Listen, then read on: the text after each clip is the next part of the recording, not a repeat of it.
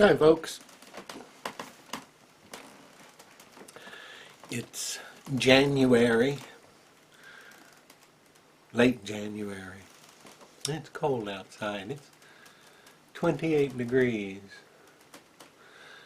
I got a thermometer over there that tells me outdoor temperature. And it says indoor temperature. Indoor it's 60 degrees. I've got wood heat here, but I don't light it.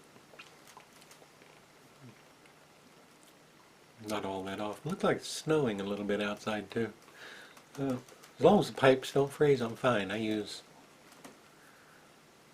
an electric blanket to stay warm at night. I'll light a fire. It's kind of cheery. But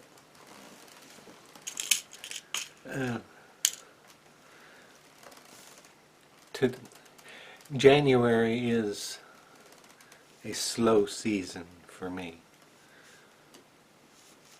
because there aren't any festivals going on now, not around here anyway, and I make stuff and sell it at festivals. I also sell at farmers markets and community markets, and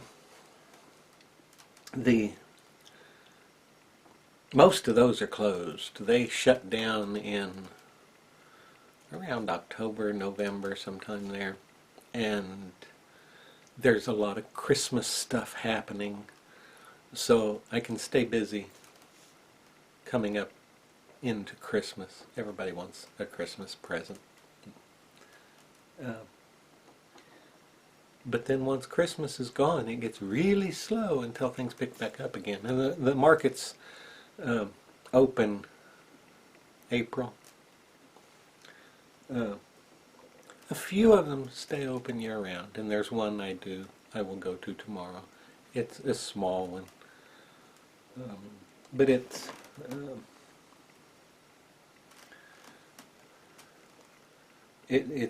not real busy, but it gives my customers access to me, that they can come, because it's in town. It's in Woodstock, which is over yonder, Woodstock, Virginia. And people know I will be there tomorrow, so I will have a few customers come that are expecting to see me, repairs or things like that. Today I'm making chain. I have 2 pop-up shows coming in February. This is a Friday. Not tomorrow, but the following Saturday I will do a pop-up. And I'm going to be doing permanent jewelry installations. Which, that sounds a little weird, but it's not nearly as weird as what you might think. Because a wedding ring, for example. How many people do you know that wear a wedding ring and never take it off again until it gets so distorted that it doesn't fit anymore or it wears out? That happens. It happens quite often, actually. Or maybe somebody will wear it take it off every now and then, but it's very rare. I sell a little twisted wire bangle, and I've had ladies come up and do that and show me that they've been wearing that. They put it on and they never take it off. They've had it on for 3 years, If you put it on and never take it off again, then it's not that big of a step to fix it so that it won't accidentally come off. And that's where permanent jewelry comes in. This right here, now this is very impractical, but the chain is installed and it's too small to go over my hand. It's a little too big. It's the first one I did, permanent jewelry, and I made it a little bit too big. It'd be better if it was a little tighter, because then it wouldn't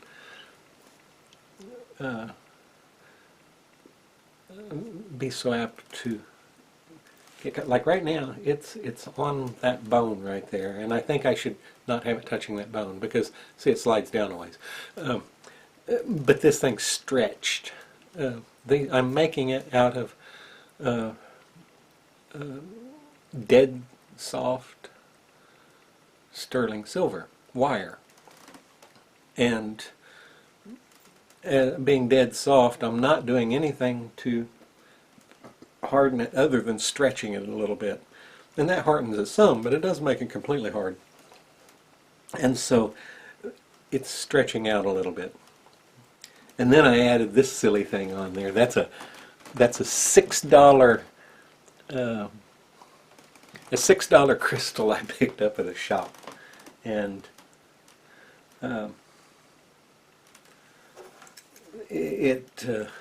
and then I mounted it. I built a mount for it, and the mount is entirely made on my welder. There's no soldering involved, which I think that's pretty unusual for jewelry. Most precious metal and semi-precious metal jewelries are soldered together. You don't. In some cases, you weld, but I was having fun with it, so I just welded the whole thing, and I call it a Franken setting. Because it looks kind of funky. I didn't sand it, I didn't polish it, I didn't do anything. So if you look at it closely, and I can't really show you with this camera, if you look at it closely, you can see the welds on it. And I patched metal together with welds to make it. So even that's weird because you wouldn't normally patch metal. But it worked, and it's fun. I'm having fun with it, and I thought there's no way I can sleep all night with this thing on. I'll be getting up and cutting it off. But I've had that part on for 2 nights now, and I'm doing okay with it. It doesn't bother me at night. I have to be a little careful of it during activities like washing the dishes because it hits the sink. Right now I'm welding chain, and there's no problem. Speaking of which, I'll show you what I'm doing. I'm gripping this. This is a jump ring. This is made with wire, and I took the wire and made jump rings. And a jump ring is just a circle. That's all it is. So I've got a bunch of jump rings here, and I'm welding them together now. And it's pretty simple. Where did my joint go? There it is. I'm using an Orion 100C TIG welder. And TIG is TIG, tungsten inert gas. And the gas is argon. And I try to weld each link 3 times. Once on the outside of the round, and then a third of the way in around the sides. And that gives me a pretty good weld. It's at 15.5 watt seconds too, for those of you who know what that would mean.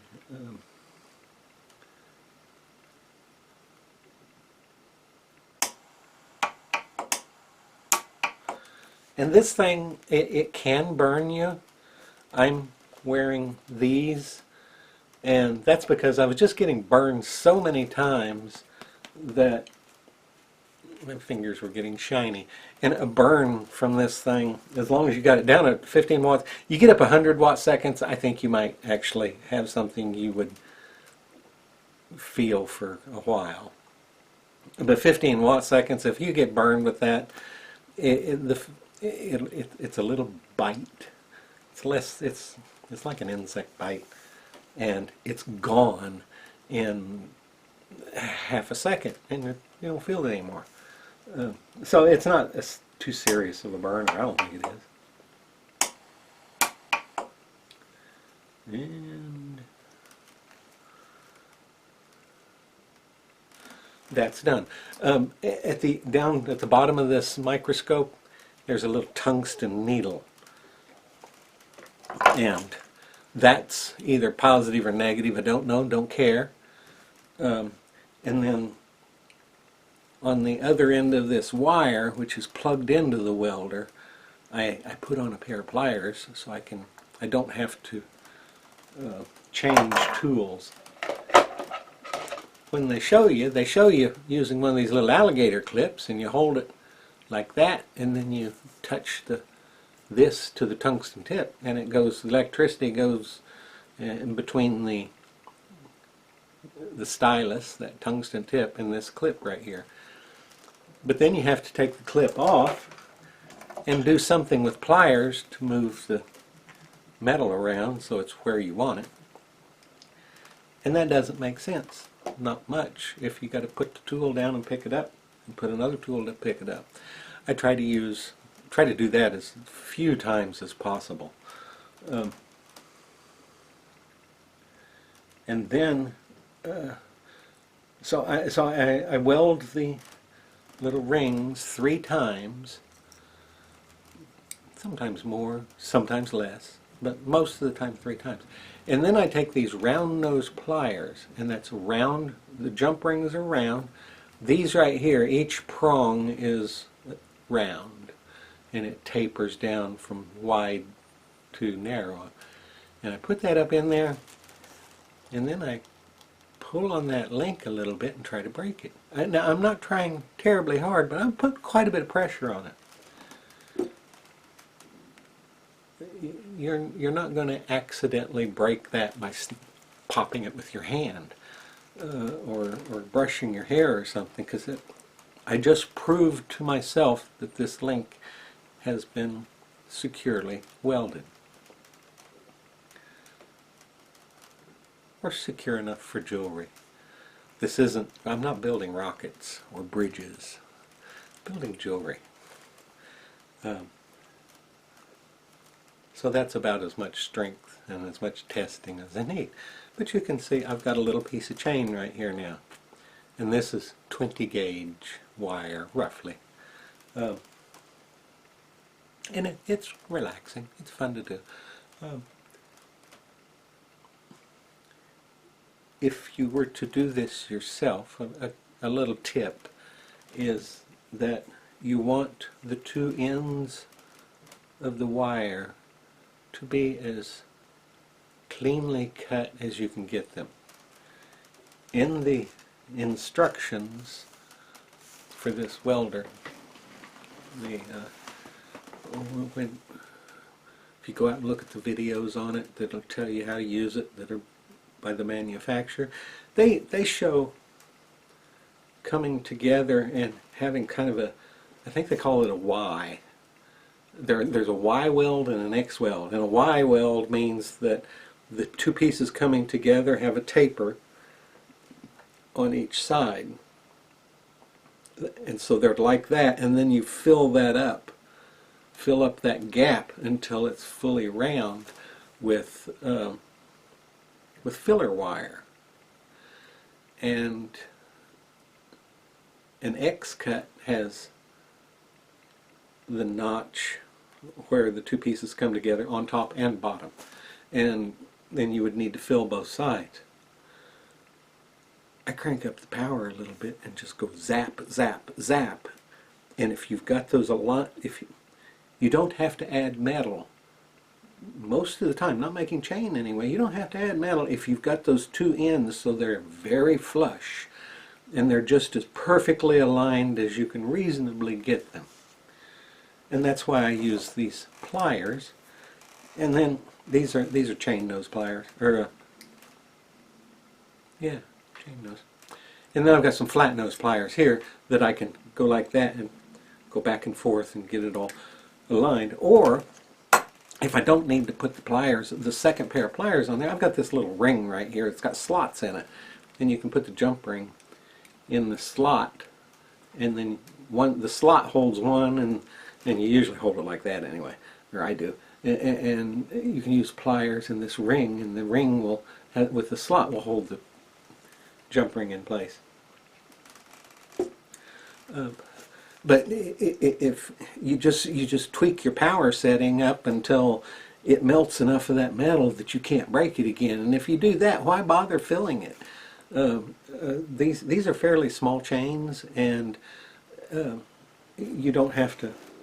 You're not going to see that. I'm seeing the weld through the microscope, and I think I can probably. You can. If you're looking for it, you can tell where it's welded. What difference does that make? It's handmade. This isn't factory chain. It's not made on a machine. I'm making this by hand. And you saw me test the link. It's strong. And I will stand behind this chain. The factory chains, I'll give you a 30-day warranty on it. But this right here, you're going to wear the chain out before it breaks. And if you don't wear it out before it breaks, then I will fix it for you. That's my warranty, because I will stand behind it. You should wear jewelry out. You shouldn't break it. If you break it, then whoever made it for you should fix it. That's the benefit. That's one of the beauties of a handmade jewelry. And if somebody else made it and that person is no longer with us, then I'm willing to help out on that too. I do repairs like that, and I try not to charge too much for them. I try to honor the person that made it. But this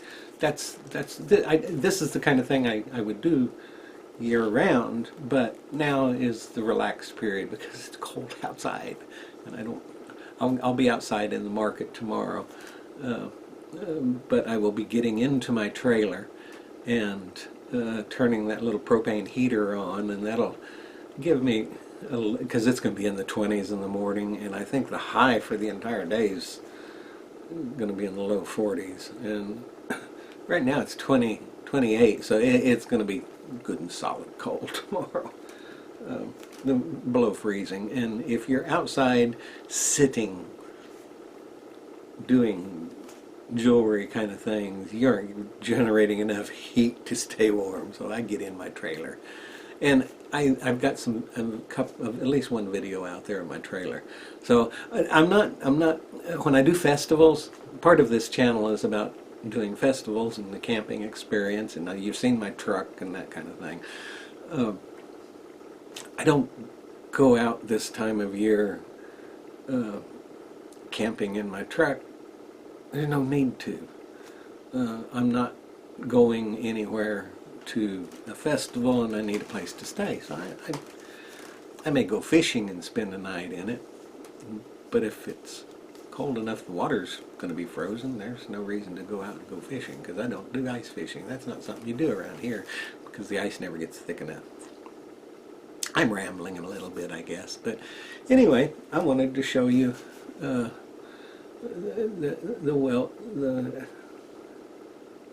kind of introduce welding chain to you, and welding, and you know, if you build things for festivals, you know this is a slow season too. You're building things, but you're not selling much here. Not if you don't have an outlet that's not dependent upon festivals and things like that. So anyway.